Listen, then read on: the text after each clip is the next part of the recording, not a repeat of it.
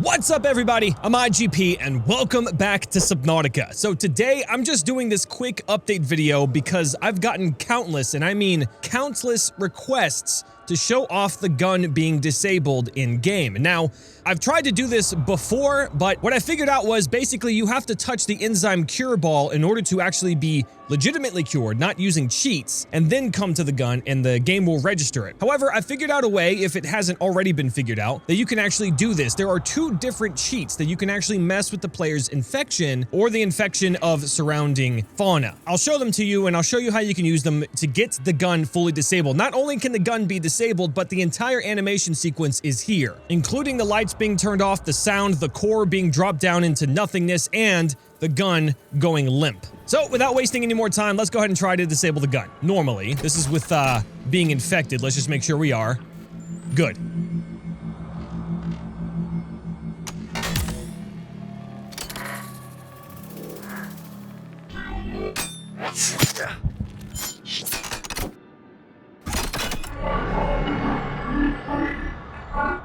The control panel is broadcasting a message. Translation reads, "Warning, infected individuals may not disable the weapon. This planet is under quarantine." So as we all know, that's what happens when you try to disable it. And of course, if you go back while still being infected, you'll get a much shorter version of this animation.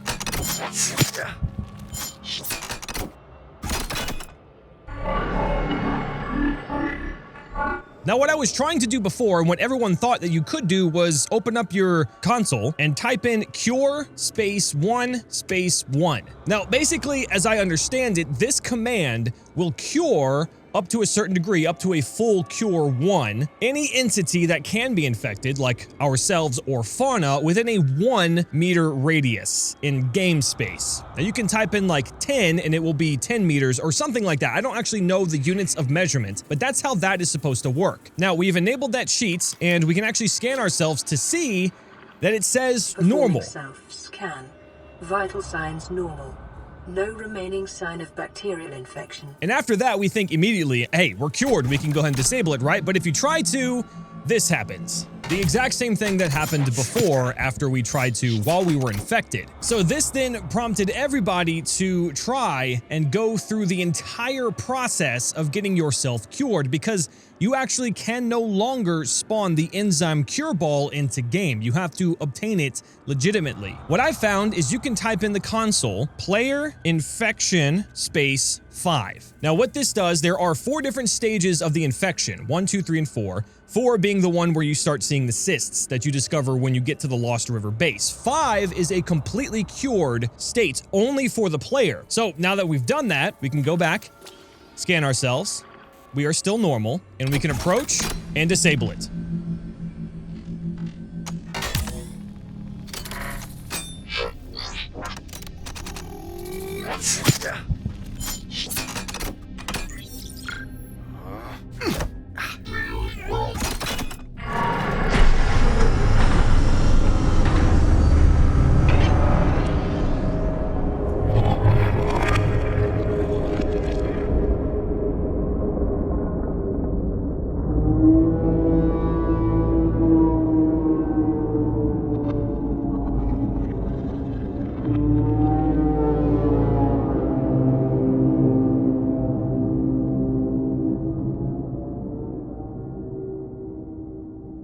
And there you have it. The gun is officially disabled. All the animations are in place. This is exactly what is supposed to happen. The energy core that's connected to these 2 pillars is now descended, which means that there is no power running to this gun anymore and it can no longer be used. Now we can progress in the story and find a way off the planet. The animation's been there for a while. A lot of you guys know about that. I find it hilarious that both the machine, the precursor machine, and the player get pissed off in a certain way and try to attack each other. I thought that was a hilarious exchange. But as you can see, the lights have turned off, everything is powered down. There is still a little bit here.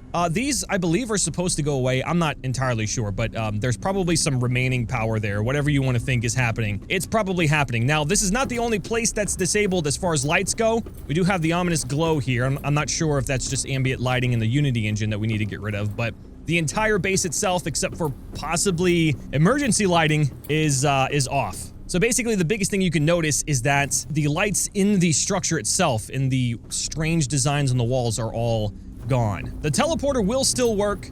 Obviously, these lights seem like they're maybe solar powered or something. The moon pool is still glowing a crazy light. The elevator will still work as well, as you can see. And if we were to go up to the top here, whoa, excuse me, Warper, you can actually see that the gun is now pointing down. It is officially disabled, and I'm not sure that they're going to add any additional elements to this, but who knows, they might tweak some things here and there. But even the outside, as you can see, the outside of the base itself is now off.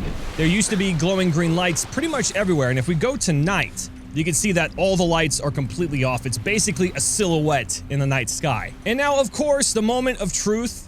Pretty much everybody, I think the reason why everybody wants me to show this off is because they want me to try to save the Sunbeam, okay? And I'm going to show you what happens after this is disabled. Now, this is a brand new game where I have just jumped in and immediately disabled the gun. The Sunbeam event has not even started yet. And I'm going to play it from the beginning, speed it up a little bit so it can happen a little faster and show you that the Sunbeam cannot be saved. Can you please? Oh, wow.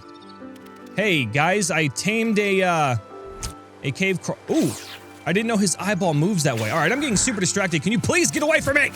I do. Dude, what is this? Holy shit, I did not know you could do this. Guys, forget any other method of travel.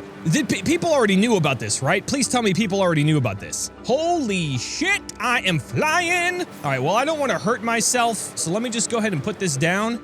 Plus, this drains batteries, so unless I have an ion battery, this is probably going to hurt me a lot. All right, so can I get off? That was perfect. I love that. Okay, back to what we were talking about. The Sunbeam cannot be saved, okay? There is no way to save the Sunbeam. Please understand that the Sunbeam event happening is supposed to happen that way. That you are supposed to be given this idea of hope that a rescue ship is coming to get you, but then it is blown out of the sky and you lose all hope. It's like, you got to think of it from the player's perspective. At that point, what do? Do you just give up because you know there's no way any other ship can come onto the planet, or do you try to find another way and also discover that the gun can be disabled? See, that's the point, to drive you further into the story. It's so much different when you already know about Subnautica. For someone new coming in, when they see this, the first thing they're going to think is, I still want to get off this planet. How can I maybe turn off this gun or destroy the gun?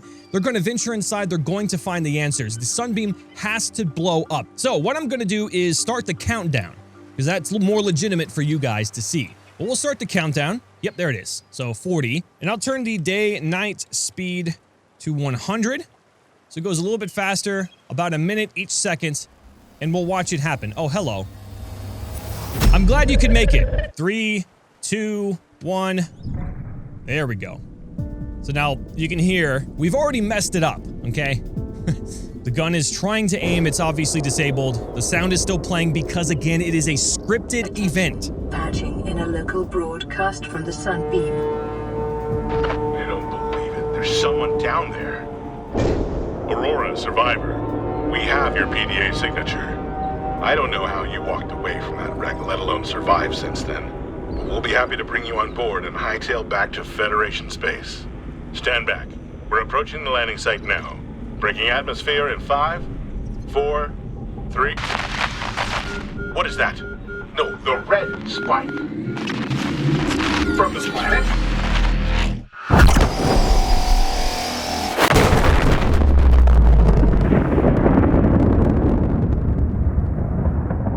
There you have it. Sunbeam is destroyed no matter what you do, and the devs are not going to change that. If they do, for whatever reason, I will be damn surprised, and I will eat my words, okay? But I'm telling you right now, please, for the sake of all people who play Subnautica, please do not ask for the Sunbeam to be saved again. It cannot be saved. I also like the little, like, rocks being flown up at the bottom when it's shot. That was actually pretty cool. Now, for some reason, the Sunbeam has been glitching out and not being able to be seen. I'm not sure why that's happening, but let me try this again. Precursor, gun, aim. Will it do it again? Ah, there it is. Nope, still doing the same thing. Yeah, the Sunbeam, for some reason, just doesn't want to show up. There it is. Okay, now we have it. Let's go back to regular speed.